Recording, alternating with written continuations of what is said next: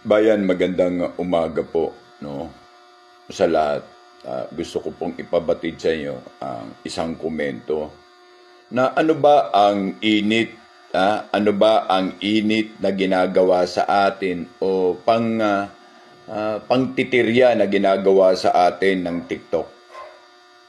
Ano ba ang problema kung magsasaad kami tungkol sa kapabayaan, korupsyon at katarantaduhan ng gobyernong to? Bakit lagi ninyong sinasabi violation sa community? Kahit ba thumbs up lang in accordance dun o pagsang-ayon mo sa ibang comment ay ito ay kinukonsidera ninyo na violation sa community guidelines? Ang mga in connection na mga issue na sinasabi namin kapag ba kami ay nag-comment tungkol sa mga isyong totoo at may katotohanan, especially involvement sa katarantaduhan at korupsyon ng gobyernong ito, i-restrict nyo kami. Bakit?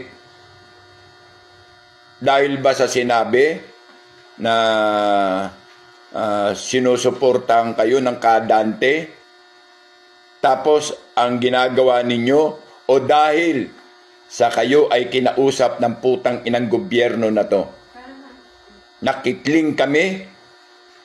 Kitling ang impormasyon na kailangan ng sambayanang Pilipino tungkol sa kung ano ang mga katotohanan at idadaan namin ito sa post diyan sa putang inang TikTok.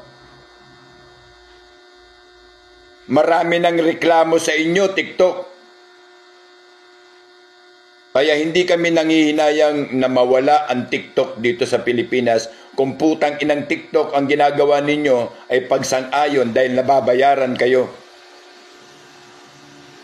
Kahit i-block mo yung aking account, kung katotohanan ang sinasabi namin sa inyong mga paninikil at pangtitirya, kayo lang ang interesado sa amin. Pero kapag ang mga loyalista, kapag ang mga trolls, mula ulo hanggang paa, tirahin kami, hindi ninyo nire-restrict. Sa totoo lang, ang suspecha namin, bayaran na rin. Yung TikTok ay trolls na rin ng gobyernong ito ni BBM. Ang TikTok ay trolls na rin ng gobyerno ni BBM. Dahil kahit anong pagpapaliwanag namin, kahit anong legal na komento ang gagawin namin in repair doon sa sinasabi natin na may karapatan, have a right the people na makapaglabas ng kanilang mga hinahing at damdamin. Pero kayo, banatan nyo agad kami. Kahit text lang, tirahin nyo kami. Ano ba talaga? Bayan, nananawagan kami. Alam namin na lahat kayo nakadanas ng ganitong uri ng banat ng TikTok. Na nag-comment ka lang sa pagsang-ayon na totoo naman na may korupsyon at nakawan. I-restrict ka. Ang violation mo, community violation. Papaano ang gagawin ninyo para malaman ng taong bayan ang katotohanan? Di ba kayo ay platform para rin sa katotohanan? Hindi para sa business lang. Di ba? Tinanggal nyo nga ang mga hubad, ang mga bilat, tinanggal ninyo. Pero ang ginawa nyo naman, suklian naman kami ng paninikil.